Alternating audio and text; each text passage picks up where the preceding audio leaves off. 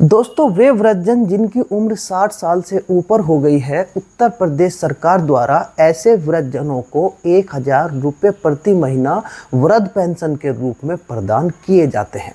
लेकिन दोस्तों, इसके लिए ऑनलाइन आवेदन करना होता है। लेकिन ऑनलाइन आवेदन करते समय कुछ डॉक्यूमेंट आवश्यक होते हैं। आज हम इन्हीं डॉक्यूमेंट के विषय में दोस्तों बात करेंगे। दोस्तों, बहुत बार ऐसा होता है कि पेंशन का आवेदन करते समय डॉक्यूमेंट सही से अपलोड नहीं किए जाते, या डॉक्यूमेंट अपलोड किए जाते हैं तो गलत डॉक्यूमेंट उसकी जगह अपलोड हो जाता है, जिससे पेंशन रिजेक्ट हो जाती है। और फिर उसका बहुत समय बाद पता चलता है, फिर एडिट का ऑप्शन उसमें आता है, दोबारा से फिर उसको रिप्लाई किया जाता है। तो ऐसे में समय भी बर्बाद होता है, धन की बर्बाद होती है। तो मेरा आप सभी से कहना है कि आवेदन करते समय पहले डॉक्यूमेंट सही से तैयार करा ले, तो ही बाद में आवेदन किया जाए। तो दोस्तों, आज हम डॉक्यूमेंट के विषय में देखेंगे। नंबर 1, वृद्ध का आधार कार्ड। यह जरूरी होता है, वृद्ध के पास आधार कार्ड होना चाहिए। नंबर 2, वृद्ध का ऑनलाइन फॉर्मेट वाला आय प्रमाण पत्र। दोस्तों, पहले जो आय प्रमाण पत्र बनते थे वैसे ही सादे पेपर पर सक्षम अधिकारी द्वारा बना दिए जाते थे, लेकिन अब ऑनलाइन फॉर्मेट पर आय प्रमाण पत्र जारी होते हैं। मैं आपको दिखाना चाहूँगा इस तरीके से। यह इसको जूम करके देखते हैं। तहसीलदार के कार्यालय से आय प्रमाण पत्र इस तरह का ऑनलाइन फॉर्मेट पर अब जारी होते हैं। तो यह आय प्रमाण पत्र भी वृद्धजन के पास होना चाहिए। इसमें आप देख सकते हैं, यहाँ इसमें वृद्धजन का जिला तहसील लिखा होता है, यहाँ आवेदन संख्या, यहाँ प्रमाण पत्र संख्या लिखी होती है, यहाँ वृद्ध आदमी का फोटो होता है, यहाँ जारी करने का दिनांक होता है। दोस्तों, जारी करने का दिनांक यानी जिस डेट में यह प्रमाण पत्र जारी किया गया वो डेट लिखी होती है। और ध्यान रखना चाहिए, यह 3 साल से पुराना न हो। अगर किसी वृद्धजन के पास यह आय प्रमाण पत्र है तो वह डेट देख ले। अगर यह 3 साल से पुराना हो गया है तो अपना नया बनवा ले, क्योंकि 3 साल की इसकी वैधता होती है। अच्छा, इसमें यहाँ वृद्धजन के बारे में डिटेल लिखी होती है। फिर यहाँ वृद्धजन का पता होता है। यहाँ वृद्धजन की जो परिवार की कुल वार्षिक आय है वो लिखी होती है। यह वार्षिक आय दोस्तों वृद्धजन के परिवार की ग्रामीण क्षेत्र में 46,080 रुपया और शहरी क्षेत्र में 56,460 रुपये से ज़्यादा नहीं होनी चाहिए। यह इतने रुपये या इससे कम होनी चाहिए, तभी वह पेंशन के लिए पात्र माना जाता है। और दोस्तों, आप देख सकते हैं यहाँ इसमें यह भी लिखा है, यह प्रमाण पत्र जारी होने के दिनांक से 3 वर्ष तक ही मान्य होगा। यहाँ इसमें यह वैधता लिखी होती है जो मैंने आपको ऊपर बताया था। इसमें नीचे सक्षम अधिकारी के हस्ताक्षर होते हैं। अब दोस्तों, सबसे महत्वपूर्ण बात आती है, यह जो आय प्रमाण पत्र है यह वृद्धजन को किसके नाम बनवाना पड़ेगा। दोस्तों, हम इसको एक चार्ट के माध्यम से समझेंगे। मानकर चलिए एक वृद्ध पुरुष है जिसका नाम है रमेश। रमेश को अपना आय प्रमाण पत्र बनवाना है, तो यहाँ वह किसके नाम से बनवाएगा? दोस्तों, रमेश खुद अपने नाम से आय प्रमाण पत्र बनवाएगा। वह स्वयं ही आवेदक होगा, आवेदक वह स्वयं ही रहेगा। न उसको अपने बेटे के नाम से बनवाना, किसी के नाम से नहीं, वह खुद उसमें आवेदक होगा। खुद रमेश के नाम का आय प्रमाण पत्र बनेगा। वृद्धजन पुरुष रमेश है, वह अपने नाम से बनवाएगा। अब दूसरी कंडीशन, मानकर चलो कोई सविता है, सविता कोई वृद्धजन महिला है, तो वृद्धजन महिला को किसके नाम से आय प्रमाण पत्र बनवाना पड़ेगा? दोस्तों, यह महत्वपूर्ण बात है, इसको समझिए। मानकर चलिए, यहाँ थोड़ी देर मान लेते हैं कि रमेश सविता का पति है। रमेश पति है सविता का। दोस्तों, जो पति की आय होती है वही आय पत्नी की मानी जाती है। तो जो पति का आय प्रमाण पत्र होगा वही प्रमाण पत्र पत्नी का आय प्रमाण पत्र भी माना जाएगा। तो जो सविता है, सविता को अपने नाम से आय प्रमाण पत्र नहीं बनवाना, उसको अपने पति के नाम से, रमेश के नाम से ही आय प्रमाण पत्र बनवाना होगा। और वही उसके पति का, रमेश का आय प्रमाण पत्र सविता जब अपनी पेंशन का फॉर्म भरेगी, वृद्ध पेंशन का फॉर्म, उसमें यूज हो जाएगा। तो दोस्तों, यह क्लियर है कि वृद्धजन महिला को अपने नाम से आय प्रमाण पत्र नहीं बनवाना होता, उसके पति का आय प्रमाण पत्र ही उसका आय प्रमाण पत्र माना जाता है। लेकिन दोस्तों, कभी कभी कुछ कंडीशन ऐसी भी पैदा हो जाती है कि पत्नी को अपने नाम से भी आय प्रमाण पत्र बनवाना पड़ता है। वे कौन सी कंडीशन है देखते हैं दोस्तों।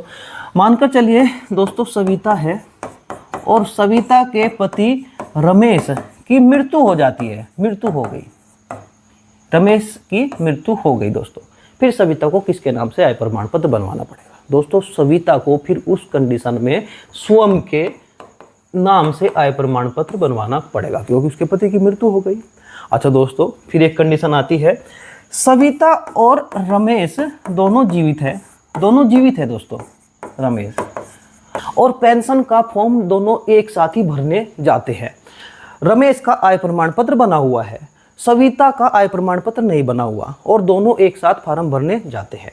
तो दोस्तों जो आय प्रमाण पत्र संख्या होता है, जो लिखा होता है प्रमाण पत्र संख्या में, पेंशन का फॉर्म भरते समय जब रमेश अपना पेंशन का फॉर्म भरेगा तो जो आय प्रमाण पत्र संख्या है वह आय प्रमाण पत्र संख्या लिखा जाता है। नेट पर फॉर्म भरते समय वह दर्ज करना होता है प्रमाण पत्र संख्या। तो जब रमेश अपना फॉर्म भरेगा वह आय प्रमाण पत्र संख्या एक बार दर्ज हो जाएगा पेंशन के पोर्टल पर, रमेश का फॉर्म भरा जाएगा। लेकिन दोस्तों जब फिर सविता अपना पेंशन का फॉर्म भरेगी और अपने पति यानी रमेश का आय प्रमाण पत्र यूज करेगी, तो वो जो आय प्रमाण पत्र संख्या है रमेश का, चूंकि वो पेंशन के पोर्टल पर एक बार दर्ज हो चुका, तो दूसरी बार जब उसको दर्ज करेंगे तो ऑटोमेटिक लिखा आ जाएगा कि ये आय प्रमाण पत्र संख्या पहले से यूज हो चुका है। तो फिर दिक्कत आएगी और सविता का फॉर्म नहीं भरा जाएगा। दोस्तों यह एक बहुत सामान्य दिक्कत है, बहुत से लोग इस बारे में पूछते रहते हैं समय समय पर कि जी ऐसा किया और अब वो जो है प्रमाण पत्र उसको मना कर रहा है कि वो यूज हो चुका। तो दोस्तों ऐसे में क्या करना होगा, ऐसे में रमेश जीवित है उसका पति, फिर भी सविता को अपने नाम से यहाँ स्वयं के नाम से आय प्रमाण पत्र बनवाना पड़ेगा। और दोस्तों इसमें थोड़ा सा प्रयास करना पड़ता है, इसमें जो लेखपाल होते हैं उनसे रिक्वेस्ट करनी पड़ेगी, उन्हें बताना पड़ेगा कि ऐसी ऐसी कंडीशन उत्पन्न हो गई है और इस कंडीशन में इस वृद्धजन महिला का आय प्रमाण पत्र बनवाने का कष्ट करें। या तहसीलदार साहब हैं या एसडीएम साहब हैं, उनसे एक एप्लीकेशन लिखकर आवेदक के परिवार को या स्वयं आवेदक को दे देनी होगी। उस प्रार्थना पत्र के आधार पर या तो लेखपाल आय प्रमाण पत्र सविता का अलग से बना देंगे, नहीं तो उस एप्लीकेशन पर दोस्तों उप जिलाधिकारी महोदय, तहसीलदार महोदय लेखपाल को आदेशित कर देंगे कि वृद्धजन महिला का आय प्रमाण पत्र अलग से बनवाया जाए। तो दोस्तों ऐसी कंडीशन पैदा हो जाती है, तो इस तरीके से समस्या का समाधान आपको करना होगा। अब दोस्तों नंबर 3, वृद्ध का एनपीसीआई डीबीटी युक्त बैंक खाता। दोस्तों वृद्ध को अपने नाम से एक अकाउंट खुलवाना होगा, सिंगल अकाउंट उसके नाम से होना चाहिए। वृद्ध पुरुष है तो उसे अपने नाम से, और वृद्ध महिला है तो उसे अपने नाम से एक सिंगल अकाउंट खुलवाना होगा। और दोस्तों यह जो अकाउंट होगा यह एनपीसीआई अथवा डीबीटी युक्त होना चाहिए। दोस्तों एनपीसीआई क्या होता है? एनपीसीआई एक राष्ट्रीयकृत पोर्टल है और इस पोर्टल पर अपना आधार अपने बैंक खाते से लिंक करवाना पड़ता है, इसे ही एनपीसीआई बोलते हैं। इसे एनपीसीआई अथवा डीबीटी का भी इसको नाम दिया गया है। दोस्तों यह बहुत ही आसान सी प्रक्रिया है, एनपीसीआई अथवा डीबीटी बहुत कम समय में हो जाता है। इसके लिए अगर हम अपना नया अकाउंट खुलवाते हैं या हमारा कोई पुराना अकाउंट है पहले से बैंक में, तो उसमें क्या करना होगा, बैंक में जाना होगा और अपना अंगूठा यानी वृद्धजन को अपना अंगूठा आधार मशीन के ऊपर लगाना होगा, तो उससे खाते की एनपीसीआई हो जाएगी। उसको डीबीटी बोल सकते हैं हम। एनपीसीआई डीबीटी बहुत ही कम समय में खाते की हो जाती है। और दोस्तों इस एनपीसीआई डीबीटी की एक विशेषता और है, यह एक समय में एक ही अकाउंट में लागू होता है। मानकर चलिए मेरा स्टेट बैंक में एनपीसीआई है, मैंने अपना वहाँ डीबीटी कराया है, और फिर मैं अगले दिन मैं बाद में पंजाब नेशनल बैंक में भी मेरा एक अकाउंट है, मैं वहाँ अपना डीबीटी कराना चाहता हूँ। तो दोस्तों मुझे पंजाब नेशनल बैंक में जाना होगा, वहाँ अपना अंगूठा लगाना होगा आधार मशीन के ऊपर, तो मेरा पीएनबी में पंजाब नेशनल बैंक में मेरा डीबीटी हो जाएगा, और जो स्टेट बैंक का है वह डीबीटी स्वयं ही रद्द हो जाएगा। यानी लास्ट बार मैंने जिस बैंक में अपना अंगूठा लगाया था वहाँ मेरा डीबीटी एक्टिव हो जाएगा, और पुराने बैंक का जहाँ का डीबीटी था वह रद्द हो जाएगा। तो दोस्तों आप ये देख ले कि आपका किस बैंक में डीबीटी है अथवा नहीं है, वहाँ जाकर जिस भी अकाउंट में आप पेंशन प्राप्त करना चाहते हैं वहाँ जाकर अंगूठा लगा दीजिए, उससे आपका डीबीटी हो जाएगा, फिर उसी खाते में पेंशन आएगी। दोस्तों यह प्रक्रिया अभी 1-2 साल से अभी हाल में शुरू हुई है, सभी तीनों पेंशन में शुरू हो गई। तो अब ऐसे ही पेंशन उसी अकाउंट में आएगी जहाँ आपका डीबीटी है। इसको आधार बेस्ड पेमेंट बोला जाता है दोस्तों।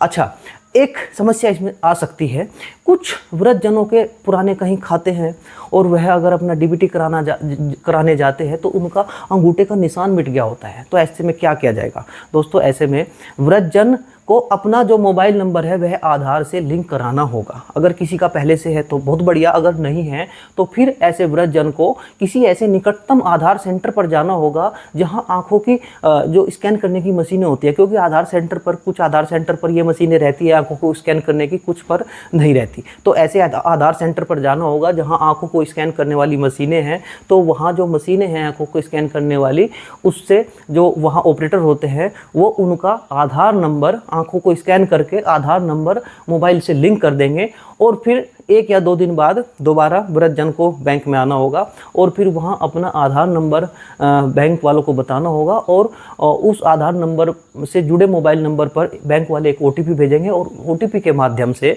जो वृद्धजन है उसके बैंक खाते की DBT हो जाएगी। यानी जो DBT होती है वो फिंगर बेस भी होती है, OTP बेस भी होती है। तो यहाँ वृद्धजन जिसके अंगूठे का निशान नहीं आ रहा वह OTP बेस भी अपनी DBT करा सकता है। तो इस तरीके से DBT युक्त बैंक खाता बेहद जरूरी है, उसके बिना दिक्कत आ सकती है। नंबर 4, वृद्ध की परिवार रजिस्ट्री की नकल अथवा शैक्षणिक डॉक्यूमेंट। दोस्तों, परिवार रजिस्ट्री की नकल क्या होता है इसके बारे में पहले मैं आपको बताना चाहूँगा। जो हमारा परिवार होता है, हमारे परिवार की सभी जानकारी परिवार रजिस्ट्री की नकल में दर्ज होती है। मैं आपको दिखाना चाहूँगा दोस्तों, यह एक परिवार रजिस्ट्री की नकल का प्रारूप है। मैं आपको दिखाना चाहूँगा। यहाँ जैसे गांव पंचायत का नाम, अगर कोई शहर होता है तो यहाँ शहर का नाम लिखा होता है, मजरे का नाम, यानी यहाँ फिर अगर कोई शहर होगा तो उसका वार्ड संख्या वगैरह लिखा होगा, यहाँ न्याय पंचायत, यहाँ ज़िले का नाम लिखा होता है, यहाँ फिर परिवार का जो मकान नंबर है वह लिखा होता है, परिवार के मुखिया का नाम लिखा होता है, परिवार के जो सभी सदस्य हैं उनके दोस्तों इसमें नाम लिखे होते हैं, पति या पिता या पति का यहाँ नाम लिखा होता है। आगे चलकर जो परिवार का सदस्य है उसका पिता कौन है, पति कौन है, वो आगे बिल्कुल लिखा होता है। वह पुरुष है या महिला है उसके बारे में लिखा होता है। धर्म, जाति, पिछड़ा वर्ग, जनजाति, वो सब लिखा होता है दोस्तों। जन्म तिथि लिखी होती है, जो अंकों में जन्म तिथि है वो लिखी होती है। धंधा यानी कृषि करता है, कोई गृहिणी है, कोई छात्र है, कोई छात्रा है, वो लिखा होता है। उनकी पढ़ाई लिखाई का क्या स्तर है वो लिखा होता है। और सर्किल छोड़ने का दिनांक, दोस्तों सर्किल छोड़ने का मतलब है परिवार उसने छोड़ दिया, या तो कोई परिवार मृत्यु के कारण छोड़ेगा तो यहाँ में मृत्यु लिख दिया जाएगा, या किसी की शादी हो गई लड़की, वो चीज़ इसमें यहाँ लिखी जाती है। तो दोस्तों इस तरीके से परिवार रजिस्ट्री की नकल होती है। यहाँ नीचे सचिव के या लेखपाल के साइन होते हैं। दोस्तों ग्रामीण क्षेत्र में इसको सचिव तैयार करते हैं और शहरी क्षेत्र में इसको लेखपाल तैयार करते हैं। और हर तीसरे महीने एक मीटिंग बुलाई जाती है गांव वालों की। दोस्तों उसमें परिवार रजिस्ट्री की नकल में एक रजिस्टर होता है कर्मचारी के पास और उसमें प्रत्येक परिवार का विवरण रखते हैं और हर दूसरे तीसरे महीने बाद ये मीटिंग बुलाई जाती है और उसमें जो परिवार वाले होते हैं उनसे कोई डॉक्यूमेंट ले भी लिए जाते हैं अगर कर्मचारी आवश्यक समझता है, और फिर उसमें परिवर्तन लगातार कर्मचारी द्वारा किया जाता है। अगर कोई परिवार का सदस्य जन्म ले रहा है उसमें जोड़ दिया जाएगा, किसी की मृत्यु हो गई तो इसको अपडेट लगातार कर्मचारी द्वारा किया जाता है। तो यह परिवार रजिस्ट्री की नकल होती है। इस तरीके से आप इसको देख सकते हैं।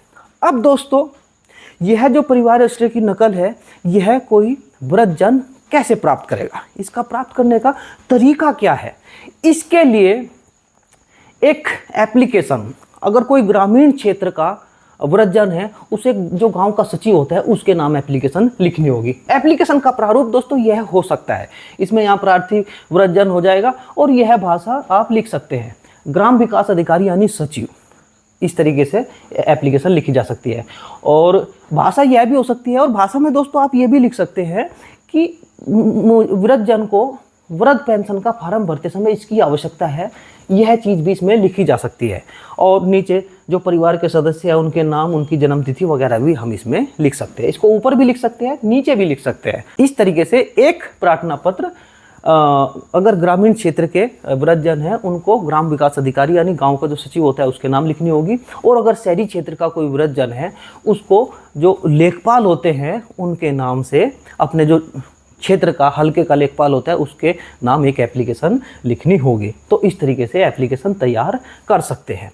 अच्छा दोस्तों इसमें एक चीज़ और है, यह एप्लीकेशन जो ग्रामीण क्षेत्र के वृद्धजन हैं वह खंड विकास अधिकारी यानी जो बीडीओ होते हैं उनके नाम भी लिख सकते हैं। और जो शहरी क्षेत्र के आवेदक हैं, वृद्धजन हैं, वह उप जिलाधिकारी महोदय, एसडीएम महोदय या तहसीलदार महोदय के भी नाम लिख सकते हैं। इस पर जो अधिकारी होंगे, अधिकारी के कार्यालय में जब आप जाएंगे इसको लेकर, तो जो बीडीओ हैं, बीडीओ यहाँ जो संबंधित गाँव के जो आपके सचिव हैं उनके नाम आदेश कर देंगे सचिव के नाम कि इस पर आवश्यक कार्रवाई की जाए। सचिव के नाम आप उसको सचिव को दे दीजिए या कार्यालय से सचिव को चली जाएगी, फिर सचिव से आप मिलेंगे और सचिव उस पर कार्रवाई करते हुए आपको परिवार रजिस्ट्री की नकल दे देंगे।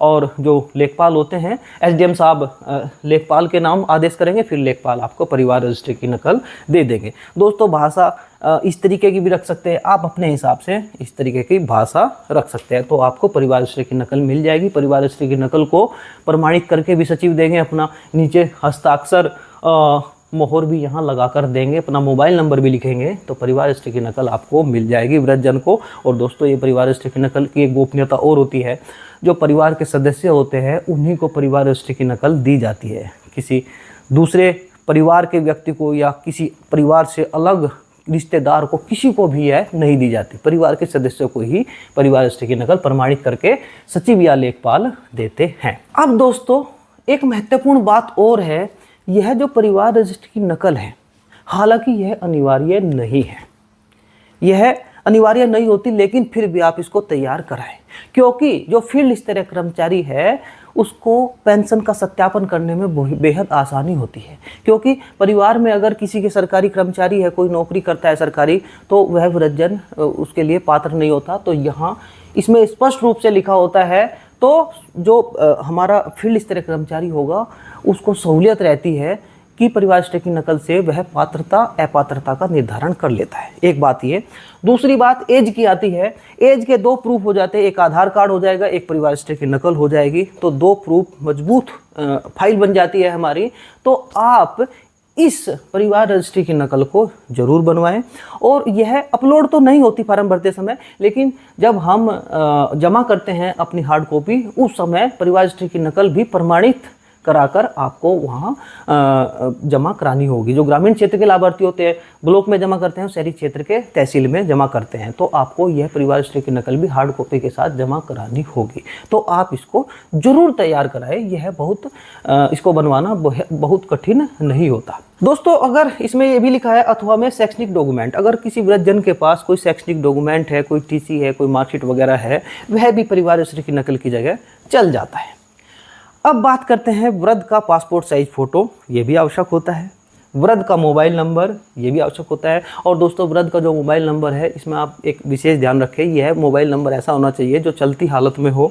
बहुत से लोग क्या करते हैं, फार्म भरवाने जाते हैं जनसेवा केंद्र पर, उसी का मोबाइल नंबर डलवा देते हैं। बहुत से लोग प्रधान जी का डलवा देते हैं, सचिव महोदय का। नहीं, आप इसमें अपने परिवार का, वृद्धजन को अपने परिवार का या अपना खुद का नंबर इसमें डलवाना चाहिए, क्योंकि इस नंबर पर आगे मैसेज भी आएंगे जब आपकी पेंशन स्वीकृत हो जाएगी। और फिर दोस्तों जो यह मोबाइल नंबर होता है, इस मोबाइल नंबर की मदद से और रजिस्ट्रेशन संख्या की मदद से आप अपनी पेंशन का स्टेटस देख सकते हैं। भविष्य में जब आप लगातार अपनी पेंशन का कोई स्टेटस देखना चाहेंगे, पेंशन आई या नहीं, रिजेक्ट हो गई, क्या हो गया, पेंशन में एनपीसीआई, डीबीटी और केवाईसी फला चीज़ हुई है या नहीं हुई है, दोस्तों बहुत सारी चीज़ होती है पेंशन में, वहाँ मोबाइल नंबर की आवश्यकता होती है। तो यह जो दोस्तों मोबाइल नंबर है, यह आप इसमें एक स्थायी मोबाइल नंबर हो, इसको आप कभी न बदले, क्योंकि जब पेंशन में लगातार हर साल सत्यापन होता है, तो इस मोबाइल नंबर पर फील्ड स्तरीय अधिकारी आपके पास फ़ोन भी कर सकते हैं कि आप कहाँ हैं, आपकी पेंशन का सत्यापन हो रहा है। तो यह मोबाइल नंबर बेहद ज़रूरी है। कोई स्थायी मोबाइल नंबर परिवार का या वृद्धजन का